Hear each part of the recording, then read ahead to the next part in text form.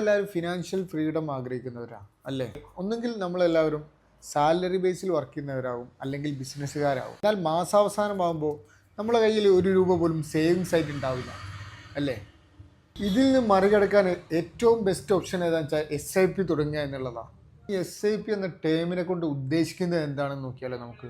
SIP എന്നാൽ ഒരു systematic investment പ്ലാനിനെ പറയുന്ന പേരാണ് SIP. ഒരു നിശ്ചിത തുക മന്ത്ലി ഓർ വീക്കിലി നമ്മളൊരു സിസ്റ്റം വഴി ഓട്ടോമാറ്റിക്കായിട്ട് ഇൻവെസ്റ്റ് ചെയ്യുന്ന ഒരു സ്കീമിനെ പറയുന്ന പേരാണ് സിസ്റ്റമാറ്റിക് ഇൻവെസ്റ്റ്മെൻറ്റ് പ്ലാൻ അഥവാ SIP. അപ്പോൾ ഓക്കെ അല്ലേ? ഇപ്പോൾ മനസ്സിലായില്ലേ എന്താണ് SIP എന്നുള്ളത്? മാസം ഒരു ചെറിയ തുക മാറ്റി വെച്ചാൽ തന്നെ നമുക്ക് എല്ലാവർക്കും SIP തുടങ്ങാൻ പറ്റും. നമ്മൾ ആ മന്ത്ലി മാറ്റി വെക്കുന്ന ചെറിയ തുക ഒരു പ്രോപ്പർ ബിസിനസ്സുകളിലേക്ക് അല്ലെങ്കിൽ മ്യൂച്വൽ ഫണ്ടുകളിലേക്ക് ഇൻവെസ്റ്റ് ചെയ്ത് നമുക്ക് ഒരു സേവിങ്സ് ക്രിയേറ്റ് ചെയ്യാൻ പറ്റും. നമ്മൾ മന്ത്ലി മാറ്റി വെക്കുന്ന തുക ഒരു പ്രോപ്പർ ബിസിനസ്സുകളിലേക്കോ അതല്ലെങ്കിൽ മ്യൂച്വൽ ഫണ്ടുകളിലേക്കോ ഇൻവെസ്റ്റ് ചെയ്ത് നമുക്ക് നല്ലൊരു സാമ്പത്തിക അച്ചടക്കം ക്രിയേറ്റ് ചെയ്യാൻ പറ്റും. നല്ല മ്യൂച്വൽ ഫണ്ടുകളൊക്കെ ബെസ്റ്റ് ഓപ്ഷനാണ് കേട്ടോ ഈ SIPക്ക്.